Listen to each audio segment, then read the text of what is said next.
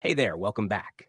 Tonight, let's step quietly into the world of ancient Greece. Not the world of gods and heroes, but the world of those who had to live under them. This is not a story of glory.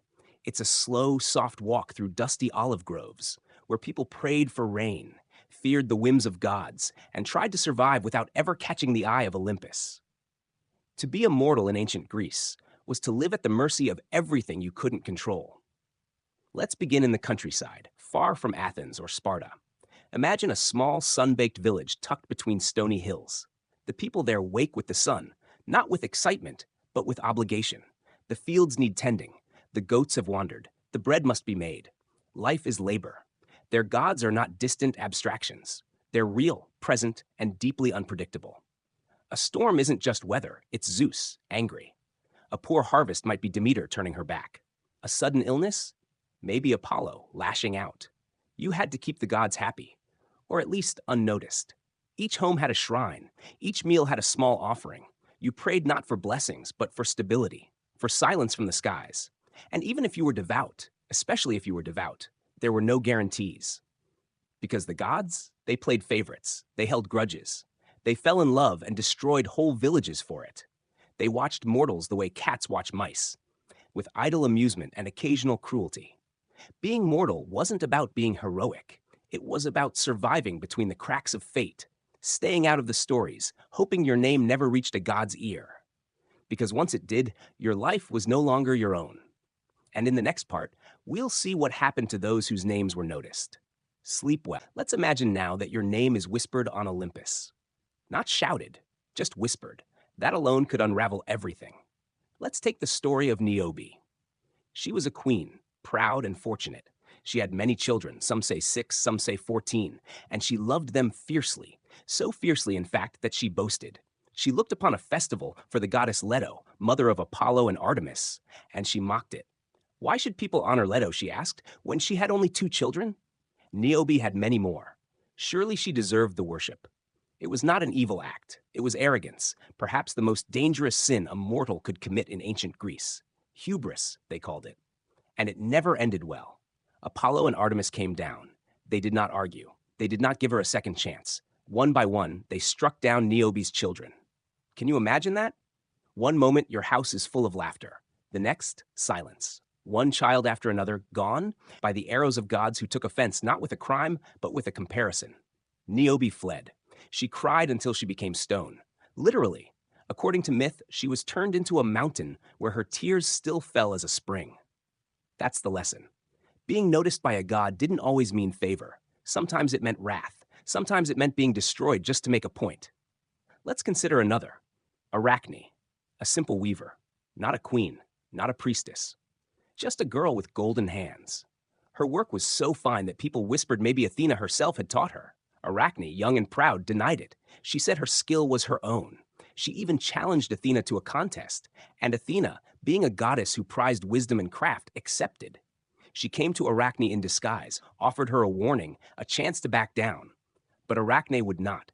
So they wove. Arachne's tapestry was perfect. More than that, it was truthful.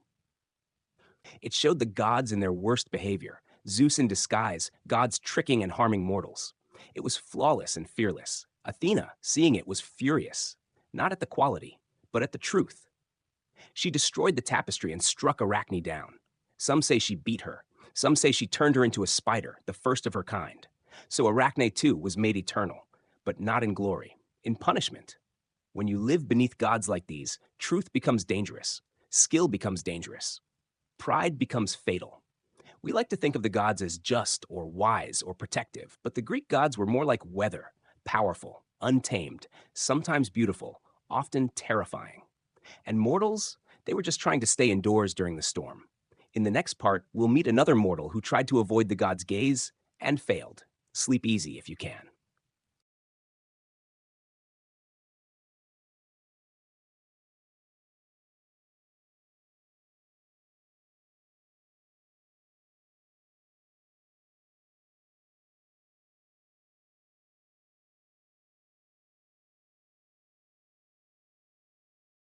Let's turn now to a man named Tantalus.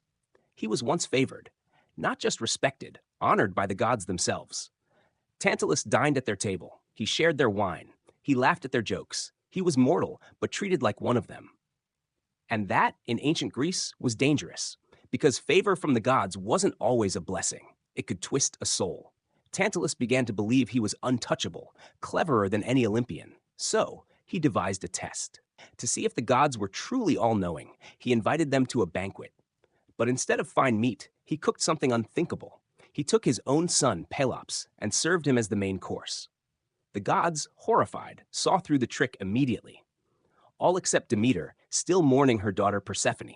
Distracted, she ate a piece, just the shoulder. When the truth was revealed, the gods were repulsed. They restored Pelops to life, replacing the missing shoulder with one of ivory. But Tantalus, he was damned. His punishment became legend. In the underworld, he stood in a pool of water with fruit hanging just above him. Thirsty, he bent to drink. The water receded. Hungry, he reached for fruit. It blew away. Forever tempted, never satisfied. That's where we get the word tantalize. Being close to the gods, you see, didn't mean understanding them. It often meant misunderstanding your place. And if you were clever, too clever, like Tantalus, your punishment wasn't just death. It was being remembered for your arrogance. Tantalus was not alone. His descendants, his sons, grandsons, great-grandsons, would suffer too. The curse of a house passed down, one tragedy at a time. Let's walk through the halls of that cursed lineage, beginning with Pelops. After being brought back to life, Pelops grew into a man of great ambition. He desired to marry Hippodamia, daughter of King Oenomaus. But the king had a challenge for all suitors: win a chariot race or die trying. No one had won. Pelops was clever. He bribed the king's charioteer Myrtilus to sabotage the royal chariot. The king died in the race. Pelops won Hippodamia's hand, but then he betrayed Myrtilus, perhaps to silence him, and threw him into the sea. As he drowned, Myrtilus cursed Pelops. Another curse, layered upon the first. Pelops' sons, Atreus and Thyestes, would go on to battle each other in ways that even the gods found horrifying. Atreus, the king, discovered that Thyestes had seduced his wife. In revenge, he invited his brother to a feast, just like Tantalus once did, and served him the flesh of his own children. Thyestes ate. When he learned the truth, he screamed a curse so loud it echoed through generations. His surviving son, Aegisthus, would grow up with that hatred burning in his veins. And this is the family from which Agamemnon comes. The same Agamemnon who would lead the Greeks to Troy. The same Agamemnon who would sacrifice his own daughter, Iphigenia, for favorable winds. The same Agamemnon who would return home to be murdered in his bath by his wife, Clytemnestra. All of this from one moment of hubris. Tantalus served a terrible meal, and the echoes of that banquet rang out across centuries. This is what it meant to be a mortal in ancient Greece. Not just to live your own life carefully, but to bear the weight of those who came before. You could suffer not for your sins, but for your blood, and you never knew when an old curse might wake again. In the next part, we'll follow another thread in the tapestry, a mortal whose fate was shaped by prophecy. Sleep softly. The past is still breathing. Prophecy, in the ancient Greek world, wasn't a gift. It was a burden, something that clung to you, whether you wanted it or not. Let's talk about Oedipus. You may think you know the story, the man who killed his father and married his mother. But let's not start there. Let's start with the prophecy. Before Oedipus was born, his parents, King Laius and Queen Jocasta of Thebes, received a terrible warning. Their son would grow up to kill his father and wed his mother. Terrified, they made a choice. When the baby was born, they pierced his ankles and gave him to a servant, instructing the man to leave the child on a mountain to die. But the servant, moved by pity, handed the baby to a shepherd from another kingdom, Corinth. That shepherd brought the child to King Polybus and Queen Merope, who raised him as their own. And so Oedipus grew up unaware of his origins. Years passed. Then one day, Oedipus heard a rumor that he wasn't who he thought he was. Seeking the truth, he visited the oracle at Delphi. The oracle didn't tell him who his real parents were. She simply gave him a prophecy: he would kill his father and marry his mother. Oedipus was horrified. He vowed never to return to Corinth, the home of the only parents he'd ever known. He would flee, he thought, and avoid fate. He would go far away and be nothing but a stranger. He was wrong. On the road, he encountered a chariot blocking his path. Tempers flared. Words turned to violence. Oedipus, not knowing the man in the chariot was his real father, King Laius, killed him. Later, he arrived in Thebes, which was under siege by a terrible creature, the Sphinx. She posed a riddle to all who approached the city gates. Those who failed to answer were devoured. But Oedipus, clever and calm, solved the riddle. The Sphinx threw herself from a cliff. Grateful, the people of Thebes welcomed Oedipus as a hero. They made him king. They offered him the widowed queen as a bride. He accepted. Years passed. He ruled well. He had children. Then, slowly, the truth emerged. The man he had killed on the road was his father. The queen he had married was his mother. And the prophecy, which he had tried so hard to escape, had wrapped around him in silence and shadows, waiting for the right moment to reveal itself. When the truth came out, Jocasta took her own life. Oedipus blinded himself with the pins from her dress. He wandered into exile, a broken man. That is what prophecy was in ancient Greece. Not a warning, not a chance to change the future. It was inevitability, cloaked in mystery. And the more you fought it, the tighter it held you. Fate was not just a thread in the Greek world, it was the loom itself. In the next part, we'll follow another doomed thread, the tale of Cassandra, who could see the future, but was cursed never to be believed.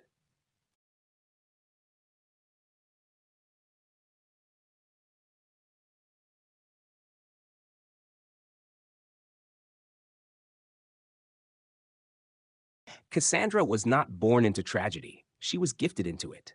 She was a princess of Troy, daughter of King Priam and Queen Hecuba. Beautiful, intelligent, and strange in the way people who see too much often are. The gods noticed her, as they always did. Apollo, god of prophecy and sunlight, approached her with an offer.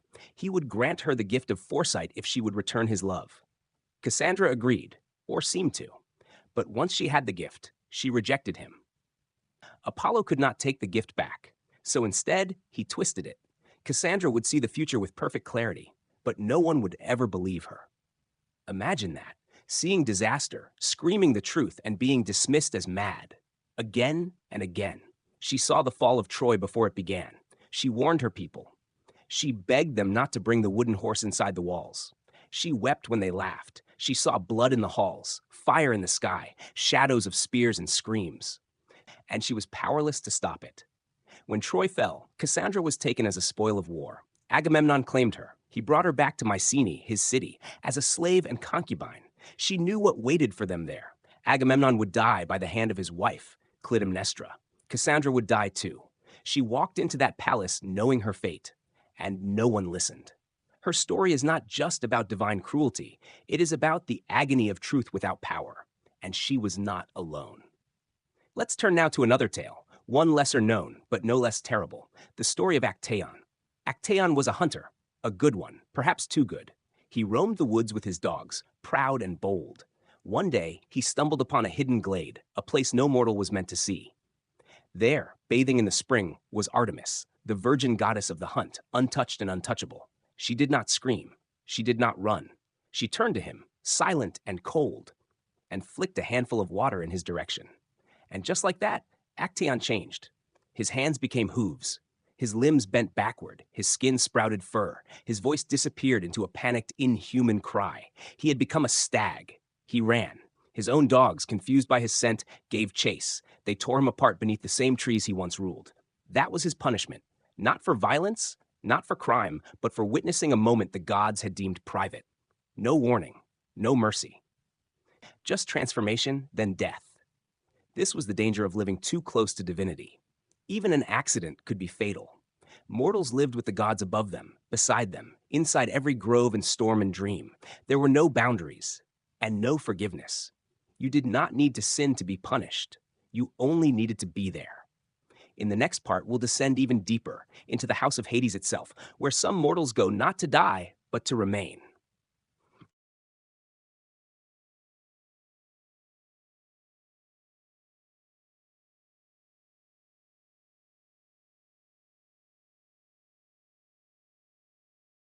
The underworld. In Greek myth, it wasn't just a place where souls went after death. It was a kingdom, a realm ruled not by fire or brimstone, but by silence and permanence. Let's begin with its ruler, Hades. He was not the devil. He was not evil. He was just absolute. Hades ruled the dead, and he did not let go. His realm was sealed with river boundaries: Styx, Acheron, Lethe, Phlegethon, Cocytus, each one marking a layer of forgetting, sorrow, or fire. The living did not cross them and return unchanged. There were no feasts, no welcomes, no second chances, unless you were Orpheus.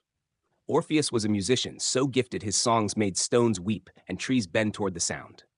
When his beloved Eurydice died, bitten by a snake on their wedding day, he did not accept it. He did the unthinkable. He traveled to the underworld. He sang his grief to Hades and Persephone. The music was so pure, so aching, that the dead paused. Even the Furies wiped away a tear. Hades agreed to release Eurydice, but with one condition. Orpheus must walk in front of her and never look back until they reached the world of the living. He agreed. He climbed. But as they neared the surface, doubt crept in. Was she truly behind him? Was this all a trick? He turned. Just before the light hit her face, Eurydice vanished, pulled back into shadow forever. That was the price of mistrust in the land of the dead. Another man walked those halls, Heracles. Unlike Orpheus, he was sent there on purpose as one of his 12 labors. He was told to capture Cerberus, the three-headed dog who guarded the gates of Hades. Not kill him, capture. And Heracles did it. Through strength, courage, and sheer defiance, he dragged the beast to the surface, living. But what he saw down there never left him. The souls, the wailing, the echoes of lives unfinished. He saw Sisyphus, forever pushing his stone up the hill, only to watch it roll back down. He saw Tantalus, reaching forever for food and drink he could never have.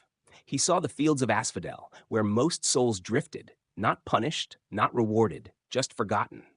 Even the mighty could not change what waited at the end. The underworld was not a tale told to frighten children. It was the destination of all. The only hope was to live in such a way that the gods would grant you Elysium, a peaceful field where the best souls could rest. But even then, peace was not eternal. After 1,000 years, your soul might choose to return, to be reborn, and begin again. So mortals feared death, yes, but more than that, they feared being forgotten. And sometimes even the dead feared what came after. In the next part, we'll rise again, not to the realm of gods or the halls of kings, but to the humble streets where normal people faced divine cruelty just by trying to love.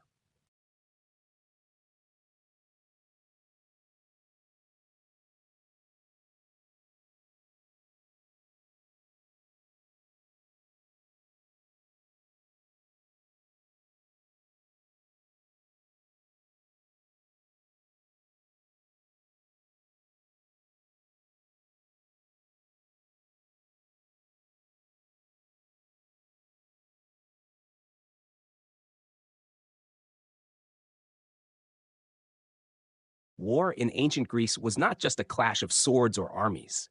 It was personal, sacred, cursed. It carried the scent of iron and olive oil. It echoed with cries not just of men, but of gods who took sides. And at the heart of the greatest war of all, the Trojan War, were mortals who suffered for causes they didn't choose. Let's begin with Achilles. You know his name. The greatest warrior of the Greeks. Swift-footed, beautiful, deadly. But Achilles didn't want to go to war. When the Greeks called upon all kings and heroes to sail to Troy, he hid. Disguised himself as a girl among the daughters of a king. He wore a dress. He danced. He blended in. But destiny found him. Odysseus, clever and ruthless, came to expose the ruse. He laid out gifts, jewels, clothes, and a sword. And when Achilles reached for the blade, his fate was sealed. His mother Thetis had warned him, "If you go to Troy, you will win glory, but you will die young. If you stay, you'll live a quiet, forgotten life." Achilles chose glory, and glory came wrapped in grief. He killed Hector, Troy's greatest prince. He dragged his body behind his chariot. He became legend. But before that, he lost something deeper, his dearest friend, Patroclus. Patroclus went into battle wearing Achilles' armor, hoping to inspire the Greeks. But Hector killed him, thinking he was Achilles. Achilles returned to war not for honor, not for victory, but for revenge. His wrath shook the battlefield, but even the greatest cannot outrun fate. Paris, aided by Apollo, shot an arrow. It found the one vulnerable spot, Achilles' heel. He died young, just as promised. But war did not end with him. Inside Troy, another tragedy unfolded. King Priam had many sons, many daughters. One of them was Hector, the noble warrior. Another was Paris, the spark of war. But there was also Polyxena. Some say Achilles loved her. Some say he met her in secret, outside the walls. He wanted peace. He wanted to marry her. And when she lured him to the temple for a meeting, Paris was waiting.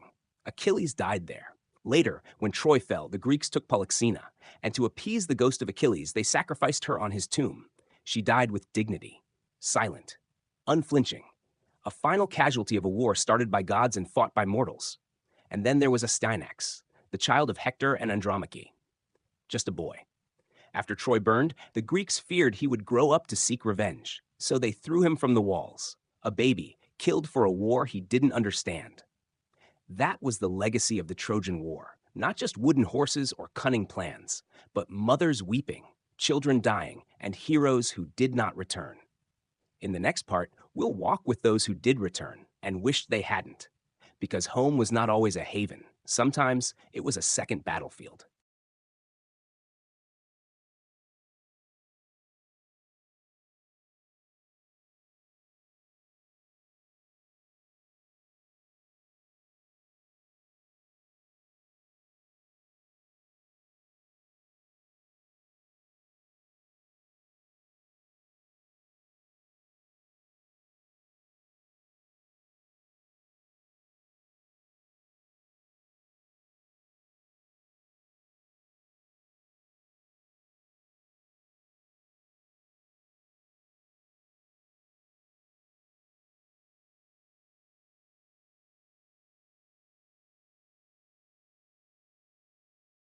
The war ends. The fires die. The ships set sail. But for the survivors of Troy, the end was only the beginning. Let's follow them, not into glory, but into what came after. Odysseus, king of Ithaca, should have gone home in weeks. It took him 10 years. 10 years of storms, monsters, temptations, and curses. He blinded a cyclops named Polyphemus, who happened to be the son of Poseidon. The sea god, enraged, made sure Odysseus would wander, punished for cleverness. He was trapped on the island of Circe, who turned his men into pigs. He sailed to the edge of the world to speak with the dead.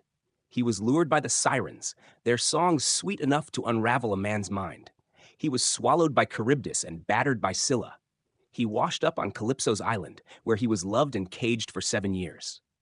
And all the while, Penelope waited.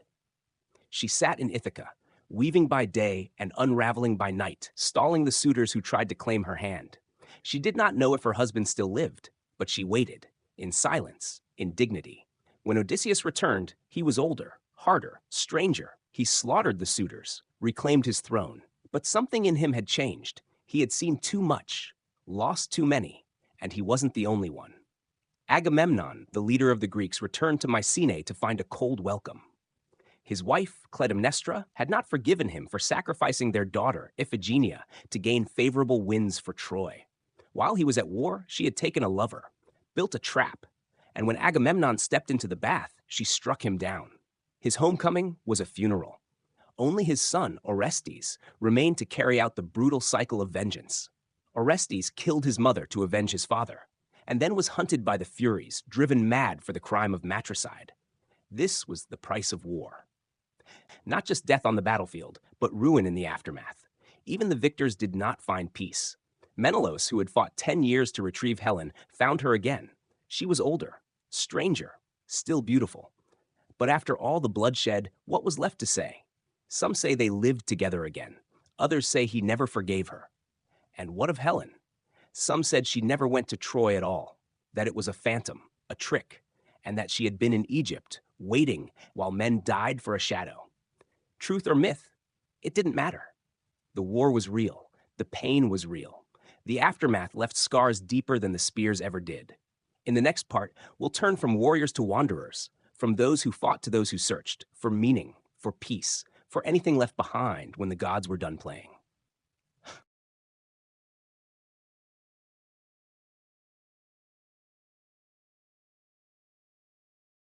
Wanderers, seekers, the ones who did not fight in wars or rule in palaces, but who moved through the cracks of myth, chasing meaning, chasing gods, chasing home. Let's begin with a man who never wanted more than peace. Bellerophon. He was brave, yes, but not born for tragedy. It found him. He killed a man by accident, was exiled, taken in by a king who welcomed him until that king's wife accused Bellerophon of trying to seduce her.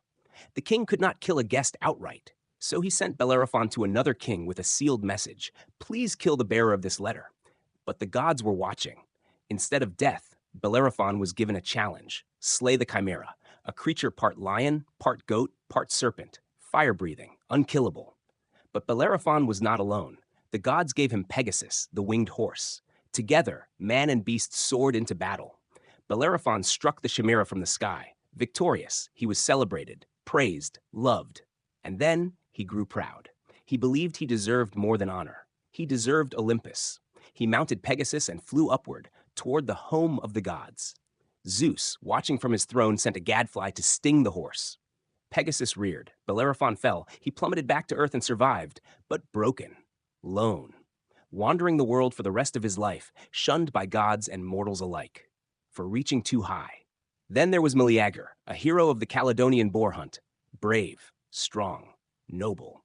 He killed the beast, gave the prize to Atalanta, the woman he loved, the woman who had drawn first blood. But his uncles were furious. A woman given honor above men, they attacked her. Meleager, in rage, killed them. His mother Althea had been told by the fates at his birth, "Your son will live as long as this log remains unburned." She had hidden it away, kept it safe. But when she learned Meleager had killed her brothers, she lit the fire. The log burned. So did Meleager. Wanderers, cursed not for crime but for choices. Choices the gods found inconvenient. Even Atalanta, who ran faster than any man, who hunted as fiercely as any hero, was not spared. She swore she would only marry the man who could beat her in a race. Many tried, all failed. She was unstoppable.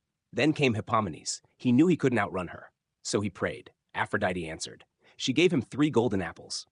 During the race, as Atalanta surged ahead, he tossed the apples one by one. Each time she slowed, entranced. He won. They married, but they forgot to thank the goddess. Aphrodite was not kind to the ungrateful. One day, overcome with desire, they made love in a sacred temple, some say of Cybele. The goddess, furious, turned them into lions, and they wandered the forests together, side by side, never touching again. For the Greeks believed lions could not mate with one another. To be mortal was to be watched. Every step, every desire, every slip of the tongue, of the heart, temples. In ancient Greece, they weren't just places of worship. They were thresholds, boundaries between the mortal and divine. Stone sanctuaries wrapped in silence, perched on cliffs or nestled in groves, smoke curling from braziers, the smell of olive oil, honey, and blood, prayers whispered, promises made. Let's begin in Delphi, the navel of the world, they called it. Here, the oracle of Apollo spoke not with clarity, but in riddles. The Pythia sat above a sacred chasm, inhaling fumes, trembling with the god's voice. Her answers were fragments, hazy, true but hard. People came from across the world to ask questions. Kings, generals, lovers, farmers, and the oracle would speak. Go, return, not die in war, she once said. Did she mean you would not die? Or that you would not return? Interpretation was the burden of the seeker, and often it led to ruin. Then there was Eleusis, home of the Eleusinian mysteries, a secretive, sacred rite in honor of Demeter and Persephone. We don't know exactly what was done there. That was the point. Silence was part of the ritual. What we do know, it was a journey, through darkness and light, through sorrow and hope. Participants were led to confront death and to emerge with something like peace. It was not for everyone, only the initiated, but even they could not speak of what they saw.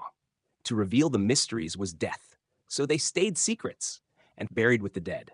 Elsewhere, temples rang with hymns and sacrifices. Oxen led up marble steps, garlanded and calm. Priests with knives. Altars stained red. Worship in ancient Greece was not just reverence, it was transaction. You gave to the gods and hoped they would give in return. A safe voyage, a healthy child, victory, rain. But nothing was guaranteed. Even the most faithful could be ignored or punished.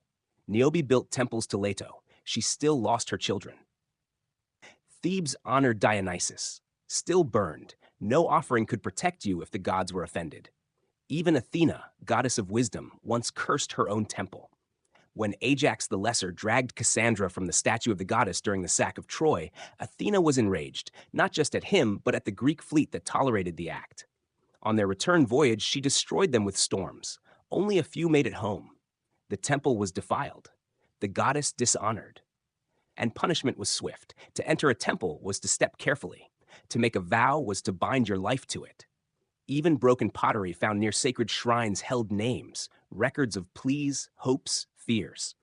The gods did not always answer, but they always listened. Of all the places in ancient Greece, few were as feared or as sacred as the ones that blurred the line between life and death. The underworld wasn't just a place souls went, it was a presence woven into daily life, and sometimes it leaked into the world of the living. Let's begin with Hades, not just the god, but the place. It wasn't hell, not exactly. It wasn't punishment for the wicked alone. It was where all souls went, eventually. A quiet, endless shadow. A place where you were forgotten, unless you were remembered. Because in ancient Greece, memory was life after death. That's why they placed coins on the eyes or in the mouths of the dead, to pay Charon, the ferryman who guided souls across the river Styx. If you had no coin, you wandered the shores forever. Cold, lost, silent. And if you had lived a good life, a just life, maybe, just maybe, you'd reach the Elysian fields, a paradise of soft meadows and endless peace. But very few ever did. For most, there was only the gray. Now and then, mortals dared to descend into Hades while still alive. Orpheus was one of them. He was a poet, a musician. His songs could move stone, calm beasts, charm gods. When his wife, Eurydice, died, bitten by a snake, he followed her into the underworld. He played, and the dead listened. Even Hades and Persephone, rulers of the realm, wept. They granted him a gift.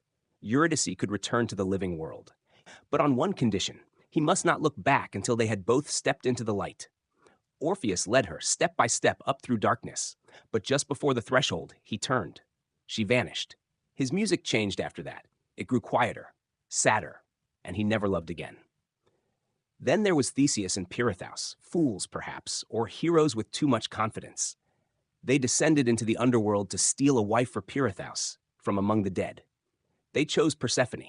Hades welcomed them politely, offered them chairs. When they sat, they could not rise.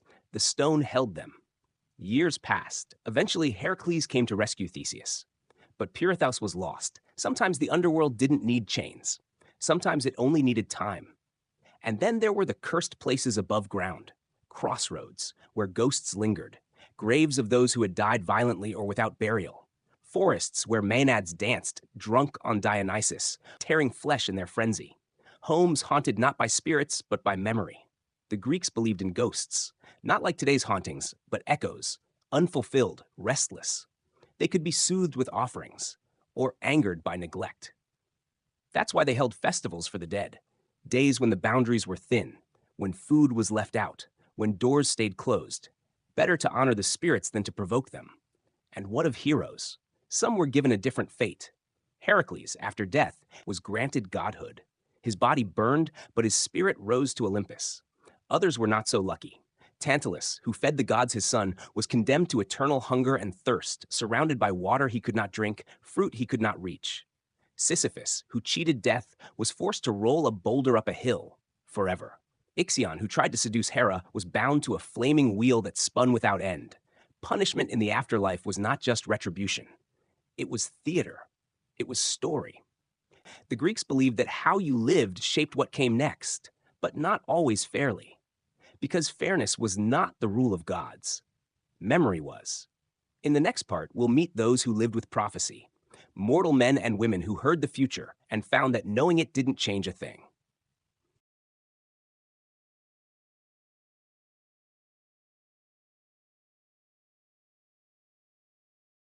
Prophecy. It was both a gift and a curse in ancient Greece. To see the future was not to change it, but to suffer under the weight of knowing. Let's begin with Cassandra. She was a princess of Troy, beautiful, brilliant, and cursed. Apollo, god of prophecy, desired her. He promised her the gift of foresight if she would love him. She agreed, but when the power filled her veins, she broke the deal. She rejected him. And so Apollo twisted the gift. She would see everything, but no one would ever believe her. She foresaw the fall of Troy. She screamed warnings as the Greeks delivered the wooden horse. They laughed. She prophesied death, betrayal, fire. They ignored her. And when the city burned, she was taken, dragged to Agamemnon's palace. There, too, she saw blood waiting. She told him, "Do not enter," but he did, and she died beside him. To know the future was to be alone.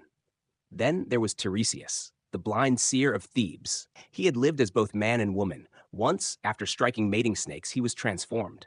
Later, he was asked by the gods, who experiences more pleasure, man or woman? He answered, woman. Hera, offended, struck him blind.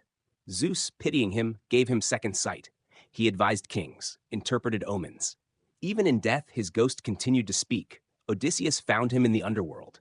But even Tiresias could not prevent the tragedies he foresaw. Prophecy was not protection, it was prelude. Consider Laius, king of Thebes. Told that his son would one day kill him, he ordered the infant exposed on a mountainside. But fate is not so easily denied. The child lived, grew, and unknowingly killed his father on the road. His name was Oedipus. He solved the riddle of the Sphinx. He became king, married the queen. Only later did he learn she was his mother. He tore out his eyes. Jocasta, the queen, hanged herself, and Thebes suffered a plague born from unknowing sin. Fate, in Greek thought, was not something you could outwit. Even when warned, the steps led you straight into the fire. It was not cruelty, it was order.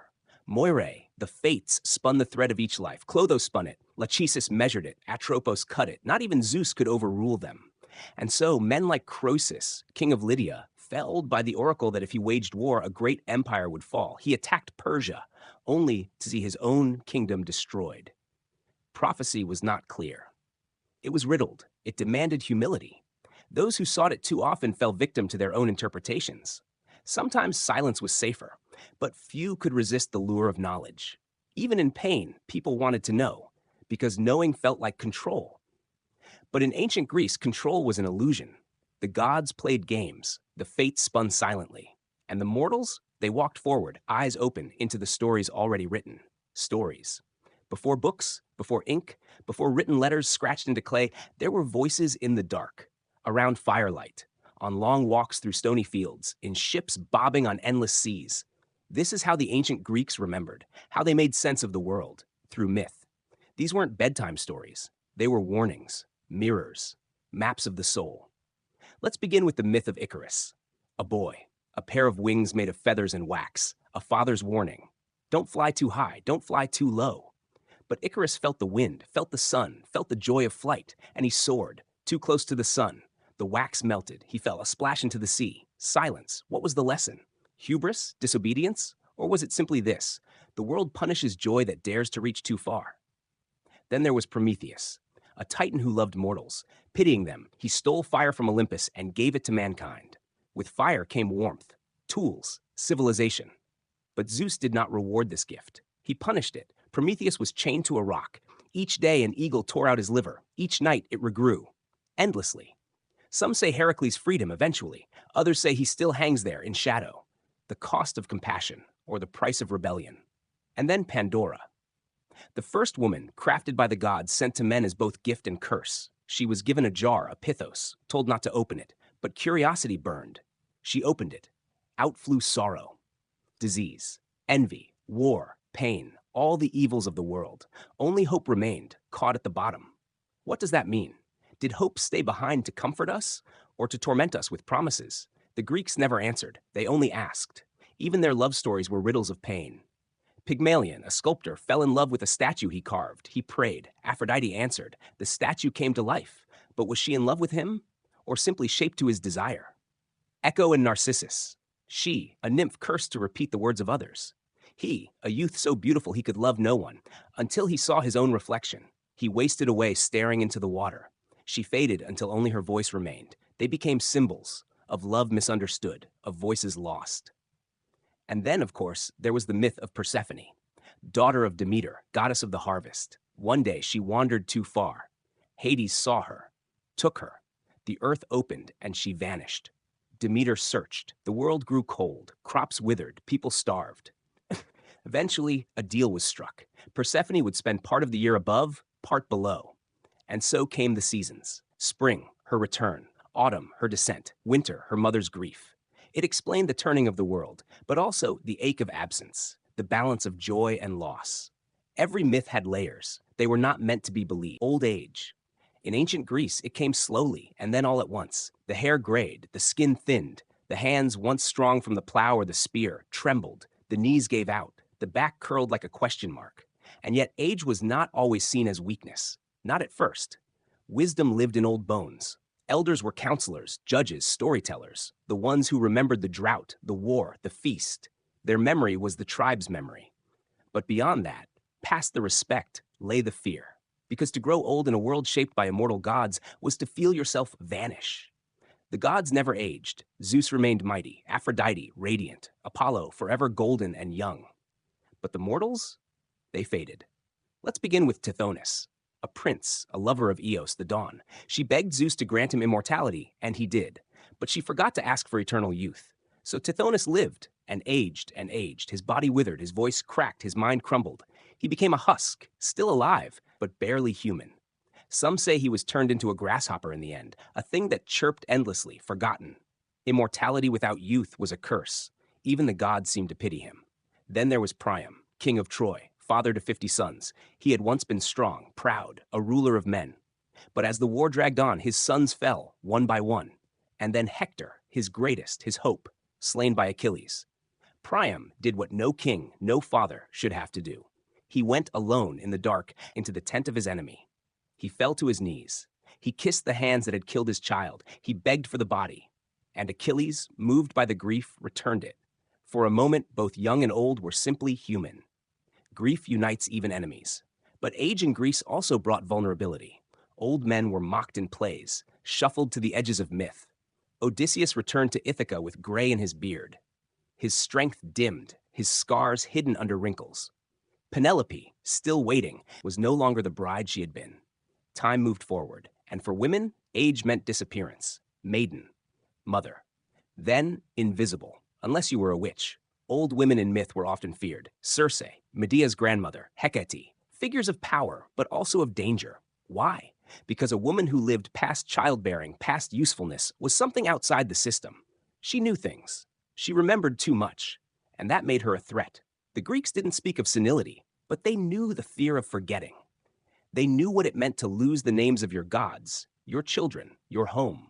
They saw the mind as a vessel that slowly emptied. And yet they honored ancestors, shrines to the dead, libations poured into the soil, names whispered so they would not vanish. To be remembered was to live twice, but in the end, even memory fades. To grow old in ancient Greece was to walk towards silence, sometimes with dignity, sometimes with fear. And to wonder if the gods, in their perfect bodies and endless days, ever envied the weight of our years. In the next part, we'll look at war. Not the heroism sung by poets, but the weariness, the hunger, the mud and mourning, as felt by the ordinary mortals who bled war. Not the kind you find in epics, glorious, golden, sung in perfect meter, but the kind felt in the bones of those who carried water, buried suns, waited for smoke on the horizon. In ancient Greece, war was a fact of life. Cities fought like siblings, endlessly. Athens against Sparta, Corinth against Thebes, island against island. Even villages clashed over grazing land, stolen cattle, insulted pride. And always, the common folk paid the price. Let's begin with the hoplites, citizen soldiers. Farmers with bronze shields and spears. They stood shoulder to shoulder in phalanx formation, moving like one, breathing like one. But they were not professionals. They were fathers, bakers, potters. They trained a little, marched a lot, and died just the same. A line broke, a spear slipped, a chariot crashed through the shield wall, and the field became a tomb. Their armor was heavy, their sandals thin. The sun beat down, flies circled, sweat pooled beneath helmets. And they fought not for conquest, but for survival. Then there were the women. They did not fight, but they suffered all the same. They watched their husbands go, watched their sons try to be men too soon. They waited, weeks, months, sometimes years, sometimes forever.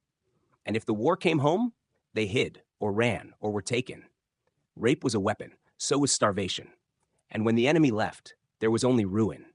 Temples burned, fields salted, wells fouled, and still, the next generation would pick up the sword. Consider the Peloponnesian War, a war of ideas, some say democracy versus oligarchy. But in practice, it was siege and sickness. Athens, proud and shining, sealed its gates and waited, and plague swept through the city. Not just coughs and fevers, but collapse, rot, madness. They died in the streets, the priests, the generals, even Pericles, leader of Athens. War had invited the gods' disfavor, or perhaps it needed no invitation. And those who survived, they carried it home. War didn't end when the swords were sheathed. It lingered in dreams, in stories, in broken walls and fatherless homes. The Iliad speaks of glory, but listen closely. It also speaks of dust, of grief, of a king begging in the night. And when Odysseus finally returned home after 10 years of war and 10 more of wandering, what did he find? A house full of strangers, a son he barely knew, a wife who had spent 2 decades unraveling and weaving the same cloth. Peace did not feel like joy, it felt like exhaustion. There were victories, yes, Salamis, Marathon, Thermopylae, but the bodies did not care who won. They were burned, or lost, or buried without name. And the gods? They chose sides, and then switched. Athena favored Odysseus, until she didn't. Ares delighted in slaughter. Even Apollo, healer and prophet, unleashed plague upon the Greeks at Troy. Divine justice was not always just, and so mortals learned to pray not for victory, but for survival, to come home with both legs, both eyes, a name still remembered. In the next part, we'll turn from war to daily life, to food, games, music, and the quiet rituals that stitched meaning into the space between battles and gods.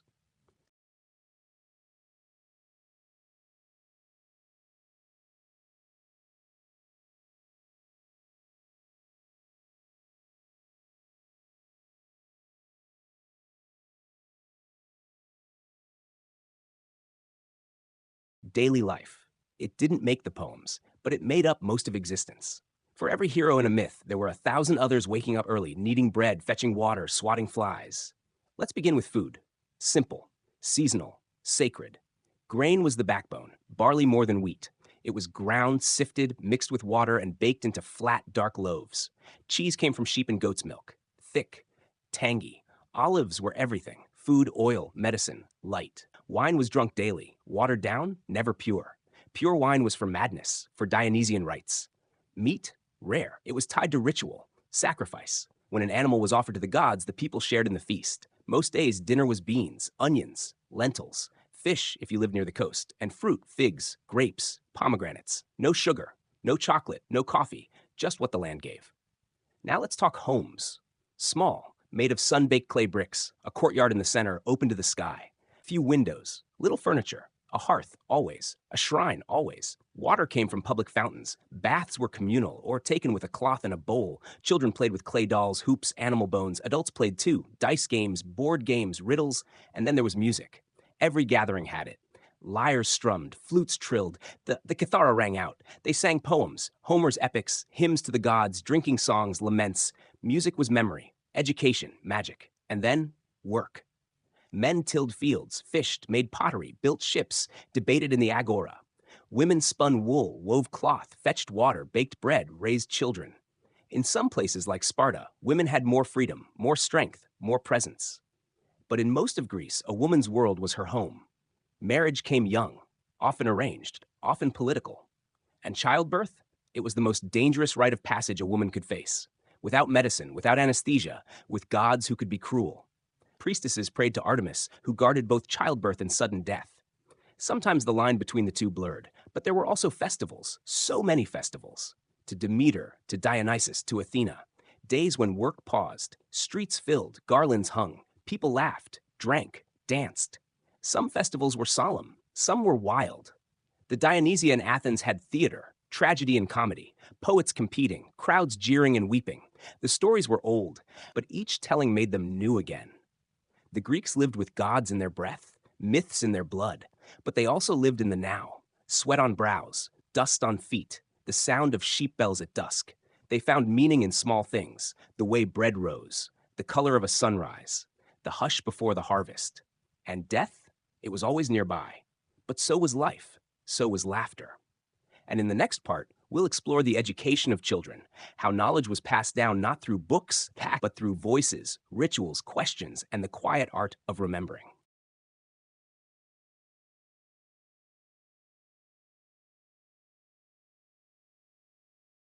Education. In ancient Greece, it wasn't just about facts or formulas. It was about shaping the soul. Paideia, that was the word. It meant more than schooling. It meant formation of character, of virtue, of intellect. Let's start with Athens. Boys began their education around age 7. They learned letters, scratched with styluses on wax tablets. They learned numbers. They memorized poetry, especially Homer. Reading wasn't silent. It was sung, chanted. Words lived in the air, not just on the page. They were taught music, not as a luxury, but as a way of shaping harmony within the self. They learned to play the lyre, to keep rhythm, to sing hymns to Apollo, and gymnastics, naked, disciplined, balanced. The body and the mind were trained together, a perfect harmony. At home, they learned moderation, respect, self-control. At school, they were tested, not through exams, but through recitation, through memory, through imitation. Education was not about speed. It was about depth. Then came rhetoric. Around age 14 or so, a boy learned to speak well, to argue, to persuade, because in a city like Athens, a man's voice was his power. Debates in the agora, speeches in the courts, words could build or destroy. Philosophy came later. For the lucky few, they followed men like Socrates, sat in the shade of olive trees, asked questions like, what is justice? What is the good? They were not taught what to think, but how to think. Plato's Academy, Aristotle's Lyceum, places where thought lived and breathed. But this was for the elite. Most boys ended their education early, becoming craftsmen, farmers, soldiers. And girls? In Athens, they were taught at home, quietly, by mothers or servants. They learned how to manage a household, to spin, to weave, to cook, to obey. They learned songs and prayers, but not philosophy. They were educated in silence. But in Sparta, things were different. Boys and girls both trained physically, rigorously. Girls learned to run, to wrestle, to speak boldly, because a strong woman birthed strong warriors. Sparta raised citizens, not thinkers. At age 7, boys left home for the agoge, a brutal system of training. They slept outside, stole to eat, fought to harden.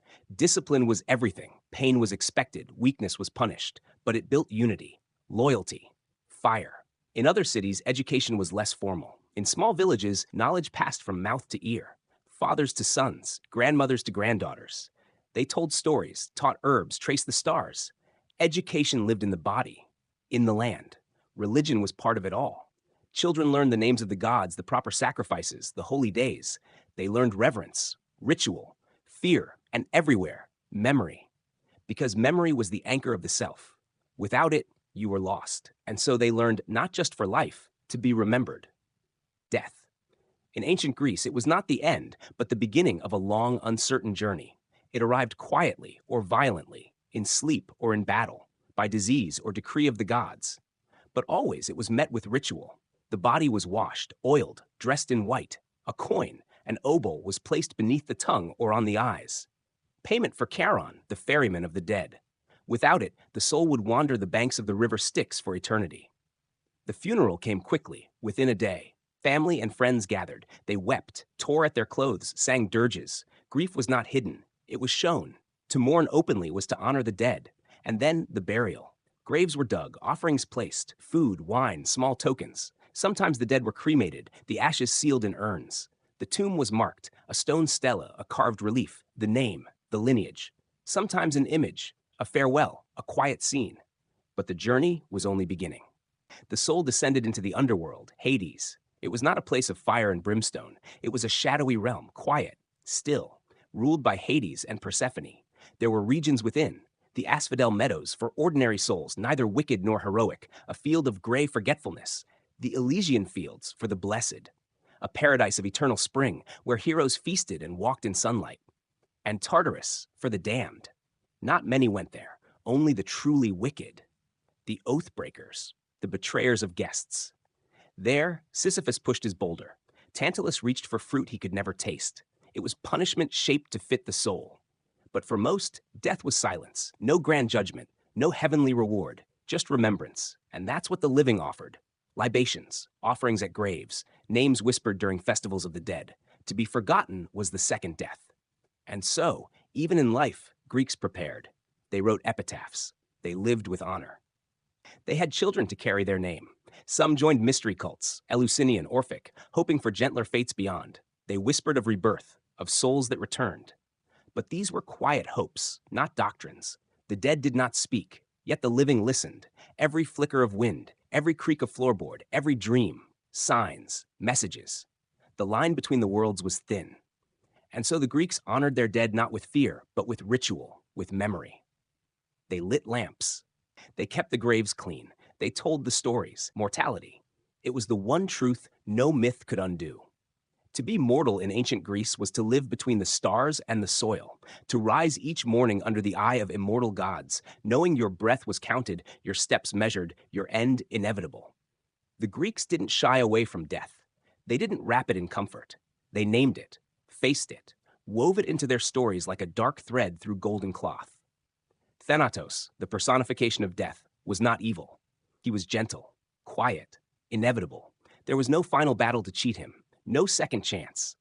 But in that, there was clarity. Life meant something because it ended. Let's walk through what it truly meant to live, day by day. It meant struggle, against the land, against the gods, against hunger, storms, plague, war. But it also meant joy, in the warmth of bread, the splash of sea foam, the laughter of a child chasing a goat through dust.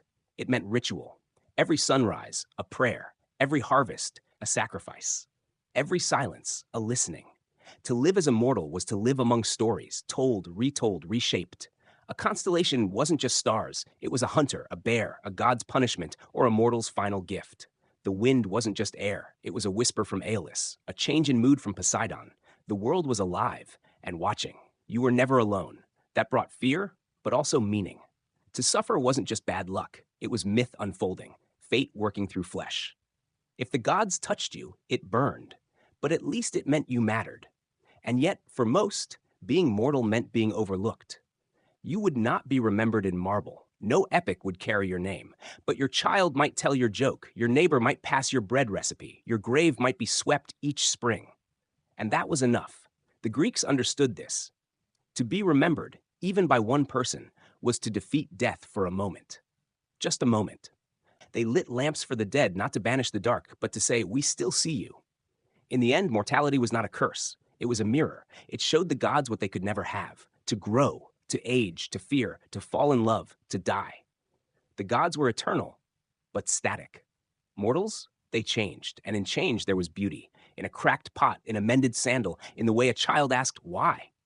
There was meaning in the temporary, in the fleeting, in you. And maybe that's why the gods kept watching. Not because we were weak, but because we were brave enough to live, knowing the end would come. So sleep now, mortal. Not as a hero, not as a victim, just as a flicker of life in a world too vast to understand. And that, perhaps, is enough.